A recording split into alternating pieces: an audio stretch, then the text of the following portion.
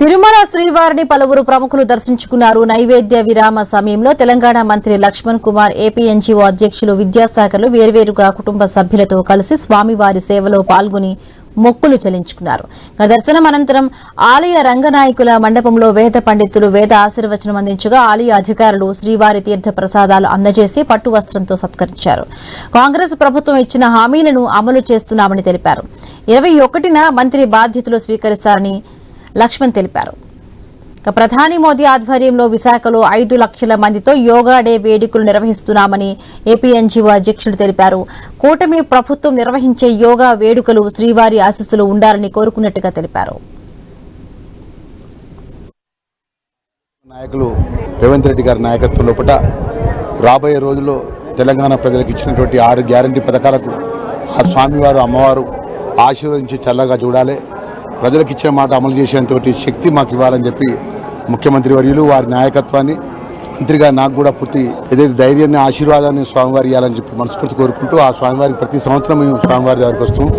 ఈరోజు గొప్పగా చాలా సంతోషం ఏంటంటే మా సామాన్య కాంగ్రెస్ పార్టీ కార్యకర్త నేను ఈరోజు ఒక రాష్ట్ర క్యాబినెట్లో సోషల్ వెల్ఫేర్ మినిస్టర్గా, అదేవిధంగా ఎస్టీ మినిస్టర్గా, మైనార్టీ కార్పొరేషన్ ఇవన్నీ 4 వెల్ఫేర్ స్కీమ్స్ సంబంధించినటువంటి మినిస్టర్ క్యాబినెట్లో అవకాశం రావడం అనేది నా అదృష్టంగా భావిస్తున్నాను.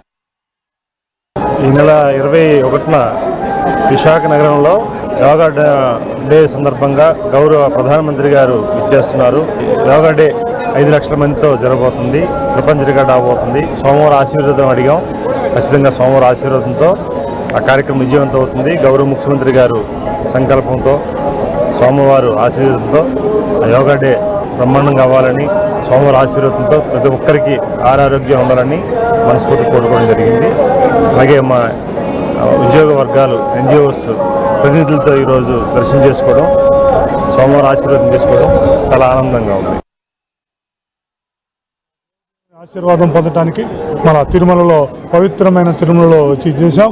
అలాగే రాష్ట్రం సుభిన్నంగా ఉంటేనే, రాష్ట్రం సుసంపన్నంగా ఉంటేనే అందరూ ఉంటే, అందుకని రాష్ట్రం సుసంపన్నంగా ఉండాలని రాష్ట్ర ప్రభుత్వం నుంచి ప్రజలకు ఏవైతే వెళ్ళాలో వాటన్నిటిని కూడా ఉద్యోగ వర్గాలు మరి ప్రజలందరికీ అందేటట్టు, ముఖ్యంగా పేద ప్రజలకు అందేటట్టు ముందుకు ఉండాలని, అలాగే ఉద్యోగ ఉపాధ్యాయ కార్మిక పెన్షన్లకు సంబంధించిన అనేక సమస్యలు అన్నీ ఉన్నాయి. అవన్నీ కూడా దేవదేవుని ఆశీర్వాదంతో రాబోయే 1-2 సంవత్సరాల కాలంలో అన్నీ తీరాలని, రాష్ట్రం సుభిక్షంగా సుసంపన్నంగా ప్రశాంతంగా ప్రజలందరూ ఆరోగ్యంగా ఉండాలని ఆ దేవదేవుని ఆశీస్సులు తీసుకున్నాం.